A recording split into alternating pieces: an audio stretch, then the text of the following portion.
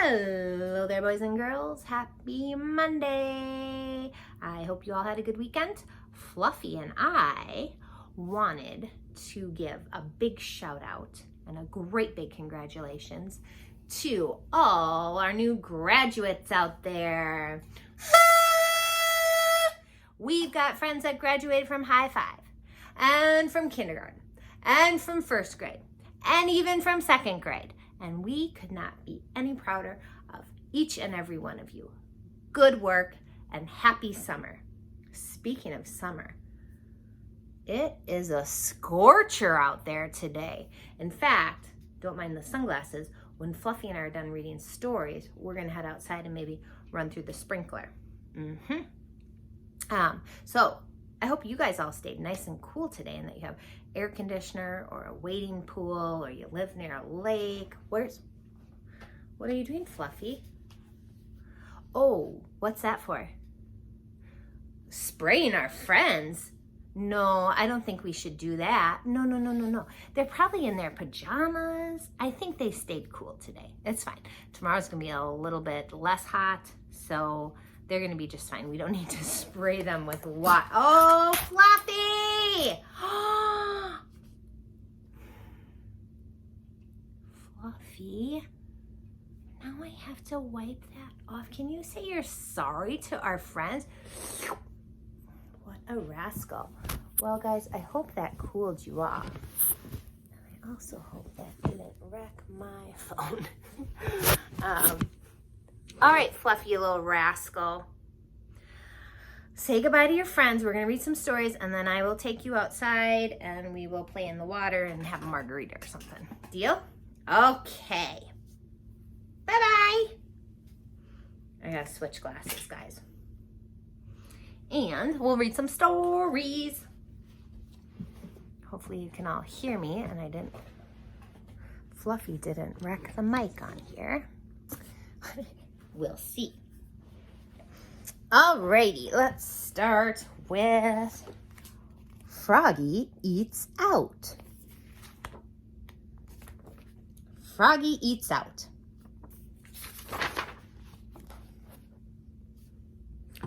It was almost dinner time and Froggy was hungry. He sat in the kitchen and dreamed about burgers and flies.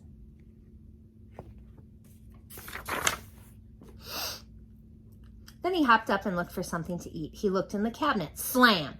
He looked in the fridge, slam. He looked in the oven, bang. Mom, there's nothing good to eat. Froggy, called his mother. What? Did you forget it's our anniversary? We're going out to eat. Hooray, sang Froggy. Let's go. First, you have to get dressed up, dear. We're going to a fancy restaurant. So Froggy flopped to his bedroom. Flop, flop, flop. He slipped off his shirt, unzipped his pants, took off his shoes, pulled up his socks, and he even changed his underwear with a zap of elastic. Then he tugged on his best pants, zip, buttoned up his best shirt, zip, zip, zip, put on his best socks, zoop, pulled on his best shoes, zip, and tied them up, zwit, zwit. Then he put on his best bow tie, snap, and flopped out to show his mom and dad. Flop, flop, flop.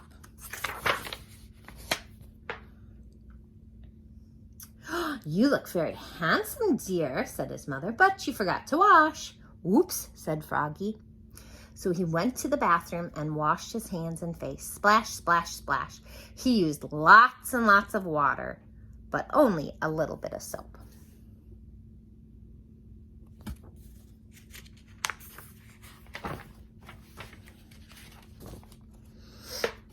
Then he dried off with a towel, zoop, and looked at himself in the mirror. He thought he was kind of cute.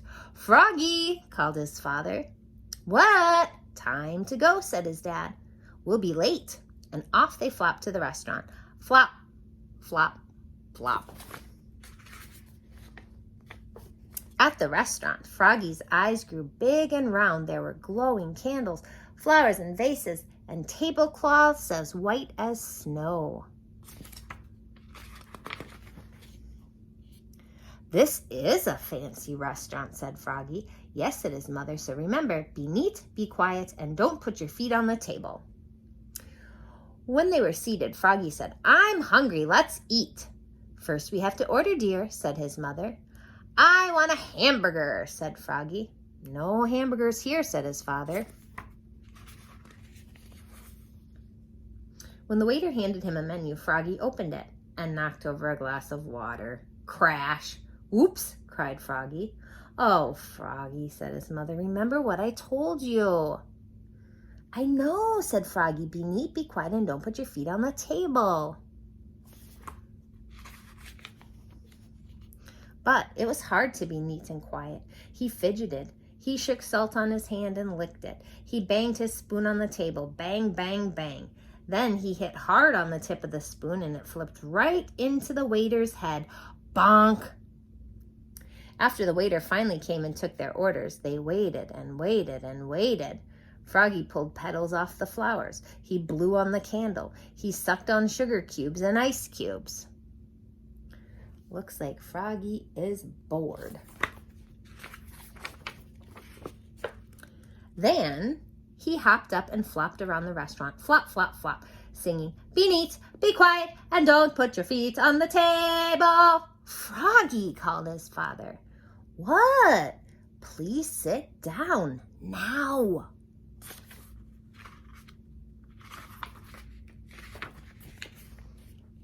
Froggy sat down.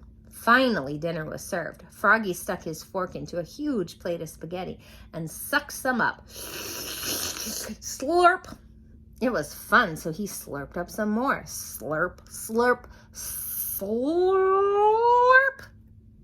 And that's when he saw Froggalina. She was sitting with her parents. "Hi, Froggy," called Froggalina. "Oh, who's that pretty little frog?" asked his mother. Froggy was so embarrassed he ducked behind the tablecloth and pulled and pulled and pulled till his spaghetti and fly sauce landed smack on his head. Splat! "Oops!" cried Froggy, looking more red in the face than green. Happy anniversary," he croaked. "What a mess," cried his father. "Oh, Froggy," said his mother. Froggy scooped spaghetti off his face and said, "I know, let's eat out at a Fast Fly's place." "Good idea," said his mother. "Let's go," said his father, and together they leapfrogged all the way there. Flop, flop, flop. Where they all ate burgers and flies. Munch, crunch, munch. The end. Next, we've got Duck on a Bike.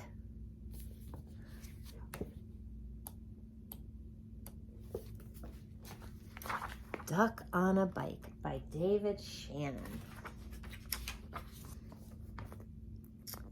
One day down on the farm, Duck got a wild idea. "I bet I could ride a bike," he thought. He waddled over to where the boy parked his bike, climbed on and began to ride. At first he rode very slowly and he wobbled a lot, but it was fun.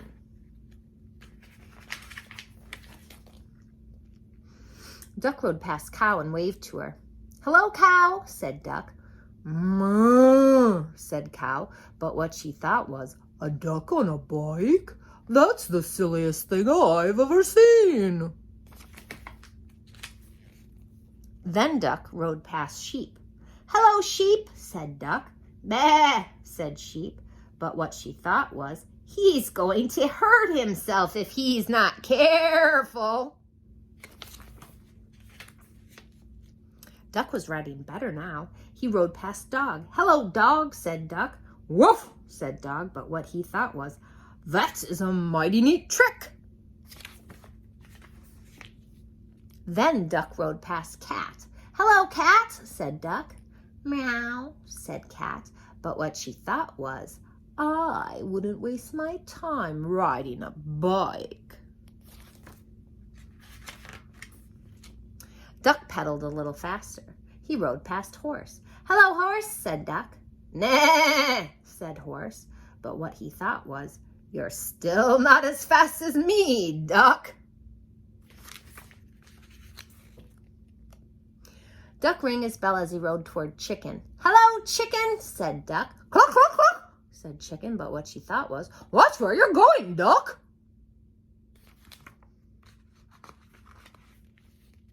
Then Duck rode past Goat. "Hello, Goat," said Duck. "Meh," said Goat, but what he thought was, "I'd like to eat that bike." Look, you guys, goats eat all kinds of garbage.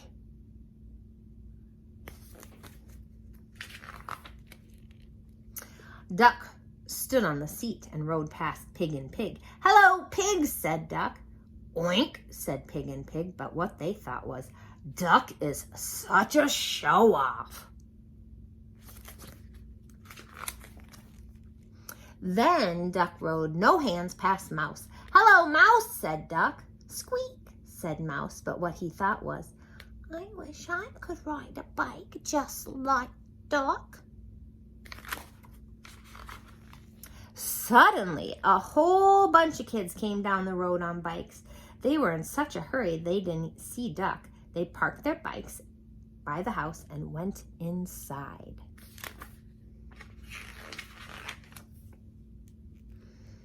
Oh boy, look at all the animals are saying, "Bikes." Now all the animals had bikes. They rode around and around the barnyard. "This is fun," they all said. "Good idea, Duck."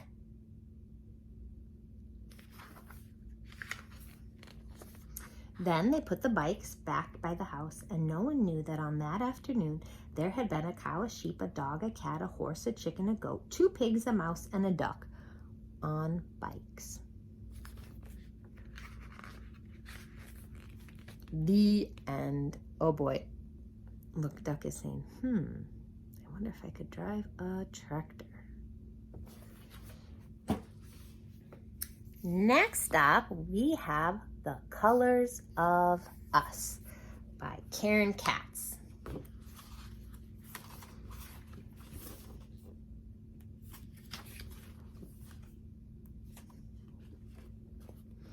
My name is Lena, and I'm 7. I am the color of cinnamon. Mom says she could eat me up. My mom's the color of French toast. She's an artist. Mom's teaching me how to mix colors.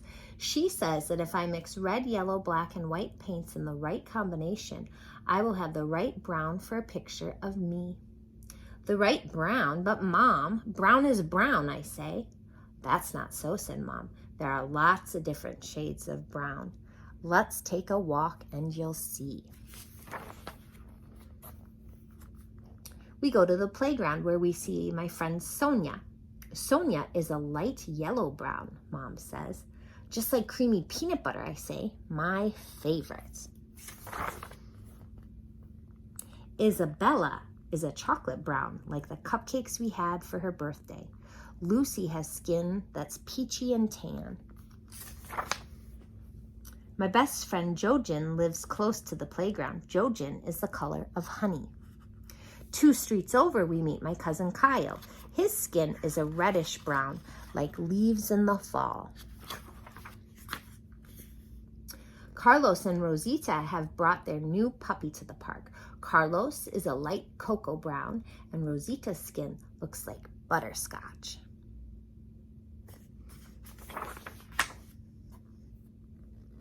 When we pass by the pizza parlor, Mom and I see Mr. Pellegrino flipping a pizza high in the air. He is the color of pizza crust, a golden brown. My babysitter, Candy, is like a beautiful jewel, bronze and amber. She looks like a princess. Mom and I walk to the park to eat our lunch. Look at everyone's legs, Mom, all the different shades. After lunch, we walk to Mom's favorite store where Mr. Cashmere sells many different spices. He's the color of ginger and chili powder. Up the street is my Aunt Kathy's laundromat. Aunt Kathy is tawny tan, like coconuts and coffee toffee. After our walk, my friends come over. We take our towels to the roof and lie in the sun. I think about everyone I saw today. Sonia, Isabella, and Lucy. Jojen and Kyle, Carlos and Rosita, Mr. Pellegrino and Candy, Mr. Cashmere and Aunt Kathy.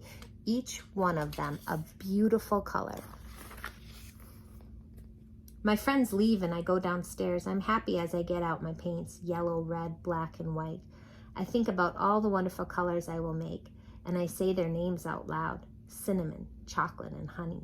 Coffee, toffee, and butterscotch. They sound so delicious. At last, my pictures are done, and I've painted everyone. Look, Mom, I say, the colors of us. The end. Last, nice bedtime kind of story. Hush, little baby. I'll even try kind of singing this. Pardon my singing voice, everybody. Hush, little baby, don't say a word. Mama's going to show you a hummingbird. If that hummingbird should fly, Mama's going to show you the evening sky. When the nighttime shadows fall, Mama's going to hear the crickets call. While their song drifts from afar, Mama's going to search for a shooting star. When that star has dropped from view, When that star has dropped from view, Mama's going to read a book with you. When that story has been read, Mama's going to bring your warm bedspread. If that quilt begins to wear, Mama's going to find your teddy bear. If that teddy bear won't hug, Mama's going to catch you a lightning bug. If that lightning bug won't glow, Mama's going to play on her old banjo. If that banjo's out of tune, Mama's going to show you the harvest moon. As that moon drifts through the sky, Mama's going to sing you a lullaby. The end. Bye, guys. See you tomorrow.